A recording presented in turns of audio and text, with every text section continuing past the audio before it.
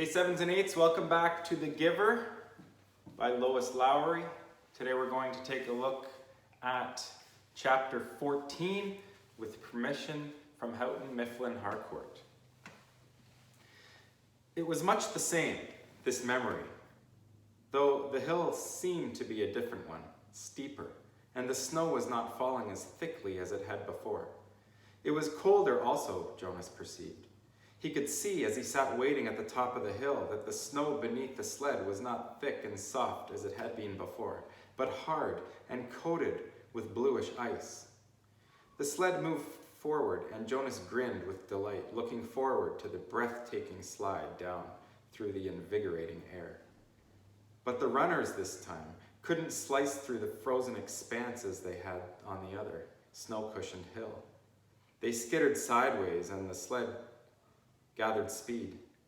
Jonas pulled at the rope trying to steer, but the steepness and speed took control from his hands, and he was no longer enjoying the feeling of freedom, but instead, terrified, was at the mercy of the wild acceleration downward over the ice. Sideways, spinning, the sled hit a bump in the hill and Jonas was jarred loose and thrown violently into the air.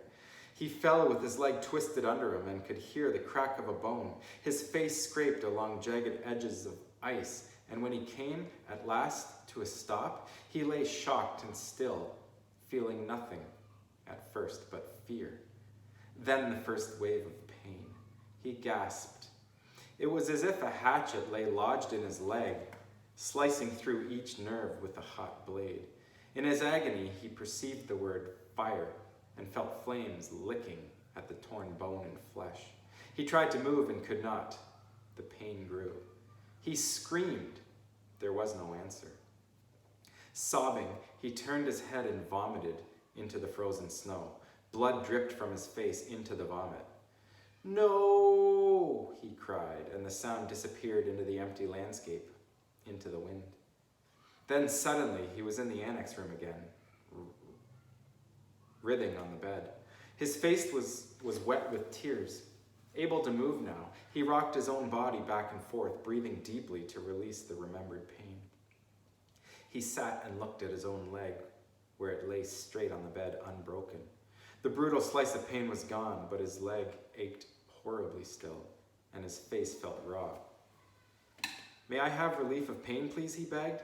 It was always provided in his everyday life for the bruises and wounds, for a mashed finger, a stomach ache, a skinned knee, and a fall from a bike. There was always a daub of anesthetic ointment or a pill, or in severe instances, an injection that brought complete and instantaneous deliverance. But the giver said no and looked away. Limping, Jonas walked home, pushing his bicycle that evening. The sunburned pain had been so small in comparison and had not stayed with him, but this ache lingered. It was not endurable, as the pain on the hill had been. Jonas tried to be brave.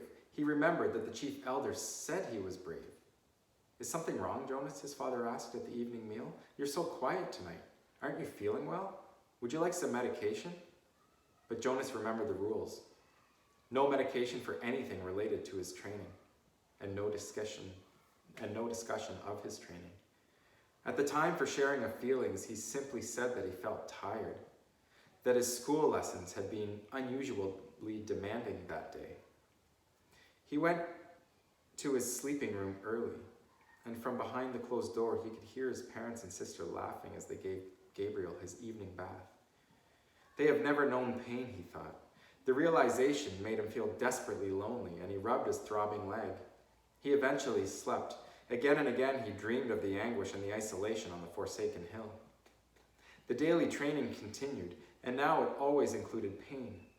The agony of the fractured leg began to seem no more than a mild discomfort as the giver led Jonas firmly, little by little, into the deep and terrible suffering of the past.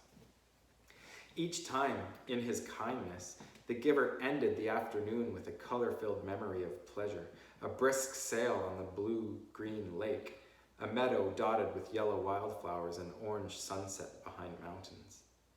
It was not enough to assuage the pain that Jonas was beginning now to know. "Why?" Jonas asked him. after he received the torturous memory in which he had been neglected and unfed.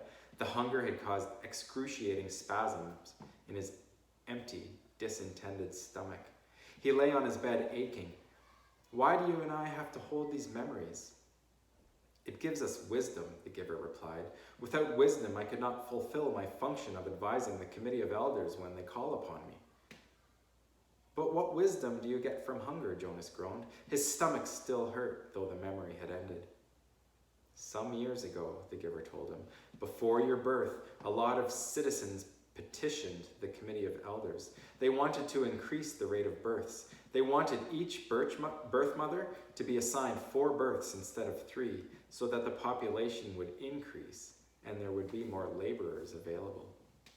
Jonas nodded, listening. That makes sense. The idea was that certain family units could accommodate an additional child. Jonas nodded again. Mine could, he pointed out. We have Gabriel this year, and it's fun having a 3rd child. The committee of elders sought my advice, the giver said. It made sense to them too, but it was a new idea, and they came to me for wisdom. And you used your memories? The giver said yes, and the strongest memory that came was hunger. It came from many generations back, centuries back. The population had gotten so big that hunger was everywhere, excruciating hunger and starvation. It was followed by warfare.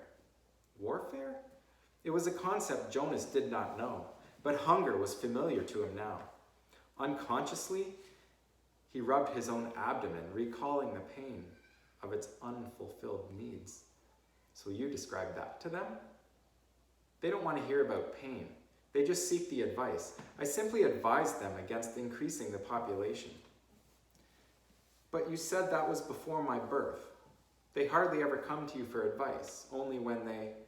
What was it you said? When they have a problem they've never faced before. When did it happen last? Do you remember the day when the plane flew over the community? Yes, I was scared. So were they. They prepared to shoot it down, but they sought my advice. I told them to wait. But how did you know? How did you know the pilot was lost? I didn't. I used my wisdom from the memories. I knew that there had been times in the past, terrible times, when people had destroyed others in haste, in fear, and had brought about their own destruction. Jonas realized something. That means, he said slowly, that you have memories of destruction, and you have to give them to me too, because I have to get the wisdom. The giver nodded. But it will hurt, Jonas said. It wasn't a question. It will hurt terribly, the giver agreed. But why can't everyone have the memories? I think it would seem a little easier if the memories were shared. You and I wouldn't have to bear so much by ourselves if everybody took a part. The giver sighed. You're right, he said, but then everyone would be burdened and pained. They don't want that, and that's the real reason. The receiver is so vital to them and so honored. They selected me and you to lift that burden from themselves.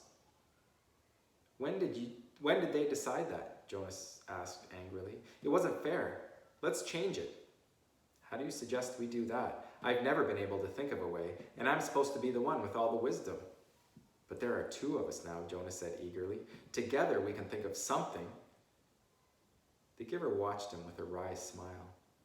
Why can't we just apply for a change of rules, Jonas suggested. The giver laughed, then Jonas too, chuckled reluctantly. The decision was made long before my time or yours. The giver said, and before the previous receiver, and he waited. Back and back and back, Jonas repeated the familiar phrase. Sometimes it had seemed humorous to him. Sometimes it had seemed meaningful and important. Now it was ominous. He knew that nothing could be changed. The new child, Gabriel, was growing and successfully passed the tests of maturity that the nurturers gave each month. He could sit alone now, could reach for and grasp small play objects, and he had 6 teeth. During the daytime hours, Father reported, he was cheerful and seemed of normal intelligence, but he remained fretful at night, whimpering often, needing frequent attention. After all this extra time I've put in with him, Father said one evening after Gabriel had been bathed and was lying for a moment, hugging his hippo placidly in the small crib that had replaced the basket. I hope they're not going to decide to release him. Maybe it would be for the best, Mother suggested. I know you don't mind getting up with him at night, but the lack of sleep is awfully hard for me. If they release Gabriel, can we get another new child as a visitor? Asked Lily. She was kneeling back beside the crib, making funny faces at the little one, who was smiling back at her. Jonas's mother rolled her eyes in dismay. No, Father said, smiling. He ruffled Lily's hair. It's very rare, anyway, that a new child's status is as uncertain as Gabriel's. It probably won't happen again for a long time. Anyway, he sighed, they won't make the decision for a while. Right now, we're all preparing for a release we'll probably have to make very soon. There's a birth mother who's expecting twin males next month. Oh dear, Mother said, shaking her head. If they're identical, I hope you're not the one assigned. I am. I'm next on the list. I'll have to select the one to be nurtured and the one to be released. It's usually not hard, though. Usually it's just a matter of birth weight. We release the smaller of the two. Jonas, listening, thought suddenly about the bridge and how standing there, he had thought what lay elsewhere. Was there someone there waiting who would receive the tiny released twin? Would it grow up elsewhere, not knowing ever that in this community lived a being who looked exactly the same? For a moment he felt tiny, fluttering hope that he knew was quite foolish. He hoped that it would be Larissa waiting. Larissa, the old woman he had bathed. He remembered her sparkling eyes, her soft voice, her low chuckle. Fiona had told him recently that Larissa had been released at a wonderful ceremony. But he knew that the old were not given children to raise. Larissa's life elsewhere would be quiet and serene, as befit the old. She would not welcome the responsibility of nurturing a new child who needed feeding and care, and would likely cry at night. Mother? Father? He said, the idea coming to him unexpectedly. Why don't we put Gabriel's crib in my room tonight? I know how to feed him and comfort him, and would let you and Father get some sleep. Father looked doubtful. You sleep so soundly, Jonas. What if his restlessness didn't wake you? It was Lily who answered that. If no one goes to tend to Gabriel, she pointed out, he gets very loud. He'd wake all of us if Jonas slept through it. Father laughed. You're right, Lily Billy. All right, Jonas, let's try it, just for tonight. I'll take the night off, and we'll let Mother get some sleep too. Gabriel slept soundly for the earliest part of the night. Jonas, in his bed, lay awake for a while. From time to time, he raised himself on one elbow, looking over at the crib. The new child was on his stomach, his arms relaxed beside his head, his eyes closed, and his breathing regular and undisturbed. Finally, Jonas slept too. Then, as the middle hours of the night approached, the noise of Gabriel's restlessness woke Jonas. The new child was turning under his cover, flailing his arms and beginning to whimper. Jonas rose and went to him. Gently, he patted Gabriel's back. Sometimes, that was all it took to get him to go back to sleep, but the new child still squirmed fretfully under his hand. Still patting rhythmically, Jonas began to remember the wonderful sail that the giver had given him not long before. A bright, breezy day on a clear turquoise lake, and above him the white sail of the boat billowing as he moved along in the brisk wind. He was not aware of giving the memory, but suddenly he realized that it was becoming dimmer, that it was sliding through his mind into the being of the new child. Gabriel became quiet. Startled, Jonas pulled back what was left of the memory with a burst of will. He removed his hand from the little back and stood quietly beside the crib. To himself, he called the memory of the sail forward again. It was still there, but the sky was less blue, the gentle motion of the boat slower, the water of the lake more murky and clouded. He kept it for a while, soothing his own nervousness at what had occurred. Then let it go and returned to his bed. Once more, toward dawn, the new child woke and cried out. Again, Jonas went to him. This time, he quite deliberately placed his hand firmly on Gabriel's back and released the rest of the calming day on the lake. And again, Gabriel slept. But now Jonas lay awake, thinking. He no longer had any more than a wisp of the memory, and he felt a small lack where it had been. He could ask the giver for another sail, he knew. A sail perhaps on ocean next time, for Jonas had a memory of ocean now, and knew what it was. He knew that there were sailboats too, in memories yet to be acquired. He wondered, though, if he should confess to the giver that he had given a memory away. He was not yet qualified to be a giver himself, nor had Gabriel been selected to be a receiver. That he had this power frightened him. He decided not to tell. See you next time for chapter 15.